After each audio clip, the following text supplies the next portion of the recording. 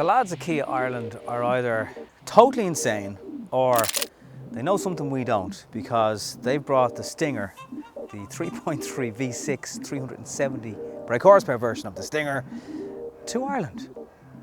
And it starts from mid-50s, and this one is worth about €66,000. But we're going to take a look at it, because if money was no object, and if you maybe had a massive company car allowance and you want something extremely rare, this is probably it. It is a gorgeous looking car. Grille around the front, nice bit of bling around the edges of it. More air intakes here. Those ones are real. They're up here though, they're just for show, just like the diesel version of the Stinger. And the headlights are impressive looking as well. The whole front nose of the car, it's kind of like a snake mouth design on it. Side of the car, massive Brembos. Can't really miss them because they're big bright red calipers. You get 19-inch alloy wheels, they're diamond cut. There's more air intake. That actually is real. That's good. You get these kind of polished effect door mirrors on the side, very sleek roof line. And then you come down towards the back, which is, I don't know what it is it Maserati?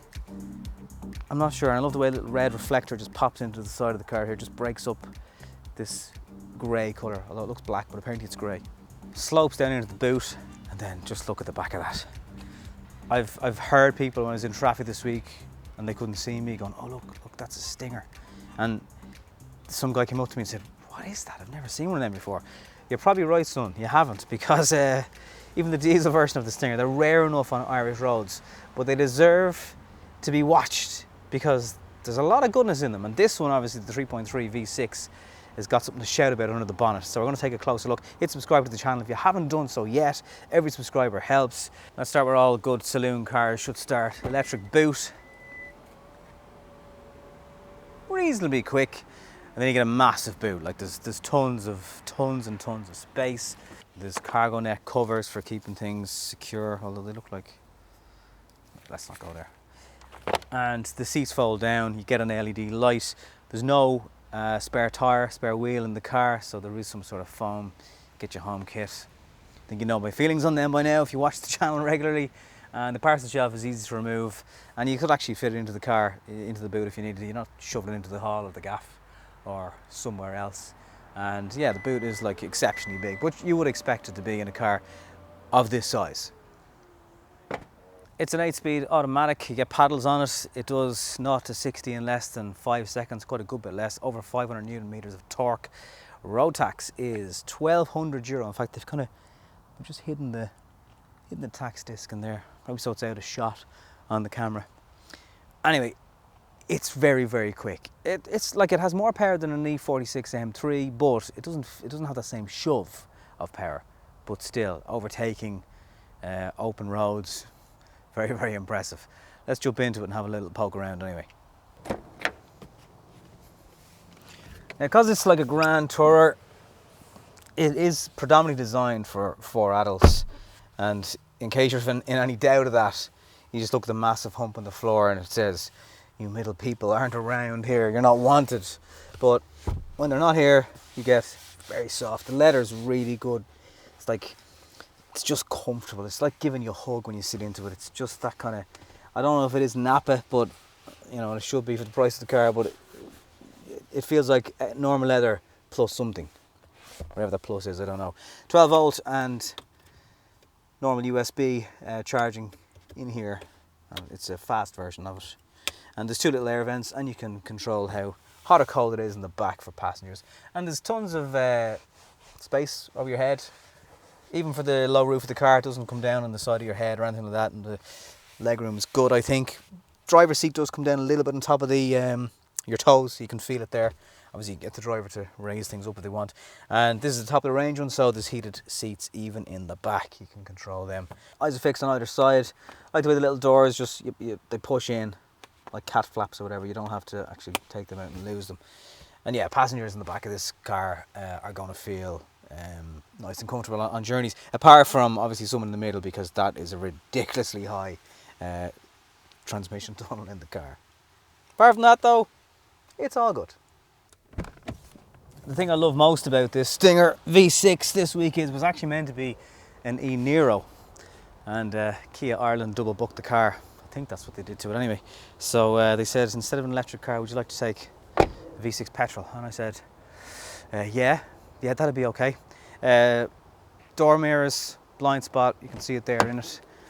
As you open the door, the driver's seat just moves back and goes to your seated position to give you extra room to jump into it. I like that. If you do any reading up on this car, you'll see it's got Audi and BMW in its DNA. It's now moving me back to my memorised seating position.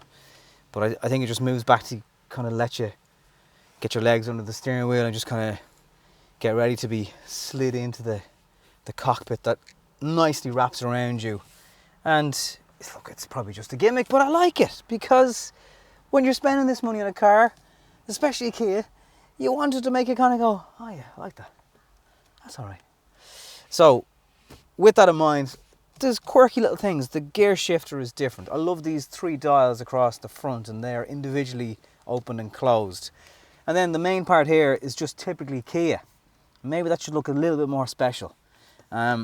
There's dampened returns on ashtrays, stuff that I have seen not happen in more prestige cars. Heads-up display, clear display here. Again, nothing fancy. Like, that could be straight out of a Kia Ceed, to be honest with you, apart from the doors go to 300 kilometers on them. Then you've got the paddles. The steering wheel is chunky, could be chunkier, and your display, when you turn it on, oh, that sounds good. You get these beeps all the time because it's doing a checking system. It kind of feels like you've left your seatbelt off when you're driving. It's a little bit annoying. So your sat nav is easy to use. It's quick.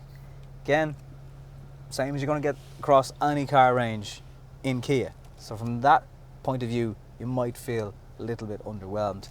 These headrests, I'm just going to save the trees. Plays a little tune. Save the trees, but turn it off.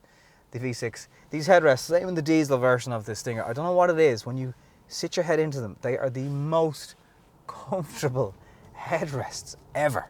Buttons for everything: media, radio, nav, setup, air conditioning, all at the touch of a button, not digging through menus and layers on touchscreen to find them. You get air-cooled seats and heated seats for driver and passenger, and the Stinger comes with a heated steering wheel as well, which is nice on cold mornings. Maybe you've never tried it before and you're like, heated steering wheel. Trust me, it feels good. Stinger V6, torque on tap is the best way to sum that up. Now, there's 3 different modes. You've got Eco, well, actually 4, Comfort, Sport, and Sport Plus. Sport Plus just turns off traction straight away, which I'm not sure I'd recommend doing with all that power going to the rear wheels, because even with traction on, it can just snap on you like that. And it is controllable. It's not gonna, put the car sideways, but there's a little bit of fishtailing going on. And in comfort mode, even when you'll notice it very obviously when you're doing things like 3-point turns, it feels like the tires are squeaking, and I don't know if that's trying to get traction down, or I don't know. It's unusual. It's like when you imagine when you're walking on a squeaky floor with runners. That's the kind of noise that the tire makes. But if you put it into sport mode, you just kind of, it feels a bit more planted and what the car is intended for. Now, having said that, that's going to hold the gears in a position where they're, always power's on tap, so you're going to burn more fuel in sport mode, but it sounds better as well. It's a pity you can't go in and configure things to make the exhaust sound louder in comfort mode and the suspension settings be in sport mode during comfort. You can't kind of tweak it to that level that you can in other cars. Now, the power really is always there. Like, you'll get a jolt shoving you back into your seat as soon as you hit the accelerator.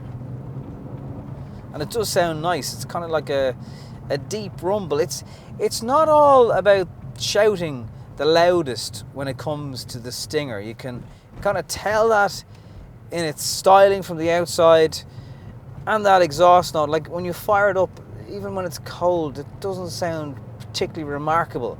So they're going for that more understated sleeper vibe about it, which is going to appeal to a lot of people. There's collision warnings and all sorts of systems to keep you on the straight and narrow, and they recognise pedestrians as well as cars. So all the up-to-date tech safety gadgets that you would expect on a car for the price are on board. Even there now you can feel the tail just getting a little bit happy. I think it's important to have a heads-up display in a car like this, because when it can propel you as quick as the Stinger can, you need to have your eye on the speed limit, just so you know you're somewhat behaving yourself. The only way I can describe the Stinger's fuel economy is thirsty, because they have done something strange. They have put the fuel consumption figures into kilometers per litre, not litres per 100 kilometers.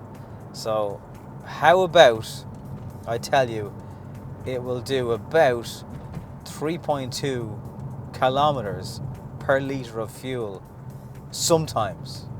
Not all the time, but in 4 or so days of driving, use just over half a tank of juice. So it is thirsty. That 370 brake horsepower is going to come at a price when it comes to the petrol pump. These paddles are good. It's a good size, enough for you to feel engaged with the car if you're someone who likes to control automatic gearboxes with the paddle shifters. And then for overtaking, it's just absolutely effortless, because the car just squeezes by anything in its way, and then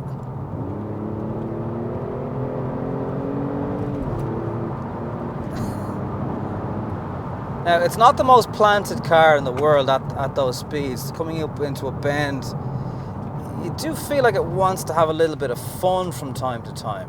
There are more planted feeling cars out there with that much power going to the rear wheels, I'll say that. Does it feel any less planted than a BMW perhaps with similar power?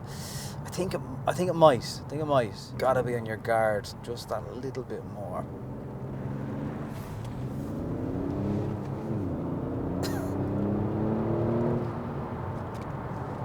Certainly a good throaty noise off the car when you are accelerating in sport mode. It's a little bit quieter at other times. Into a bend and you just lift off and you just feel it going a little bit. But the brakes, which are Brembos, really stop, and when you squeeze them harder and harder, the car is just pushing you back and back into the seat as the car is grabbed like a magnet to a halt. So you do feel confident from that aspect of the car. But hugging corners, no problem. Zero body roll. It's just there for you whenever you want it to take you through the next bend. And the steering is very direct. As soon as you just turn the wheel, it's going whatever way you're pointing it. And then you just knock it back into comfort mode, and the 8-speed gearbox does its thing. It's smooth. The steering is still, I don't notice a distinct difference between steering direction and sharpness in comfort versus sport, but apparently there is a bit one. It's one of those cars that you just kind of want to watch a video on just to see what it's like, see what Kia have done with the Stinger. It might necessarily be a car that you're looking at that's on your shopping list. Money's no object, company car, generous allowance, and they give you a fuel card as well. Then I think around the money, it's not quite an Audi S5. It's going to be a good bit cheaper than an Audi S5, however. But yeah, if you're going all out, you might as well look at what else is available. That's petrol, that has this type of output and has room for certainly 4 passengers with a very generous boot. But it's a solid effort from Kia, and you can't knock them for that. Thanks for watching. Hit subscribe if you haven't yet, and if you like this video, if you've found out something about the Kia Stinger, hit the like button and maybe share as well. And I'll see you on the next episode. Thank you for watching.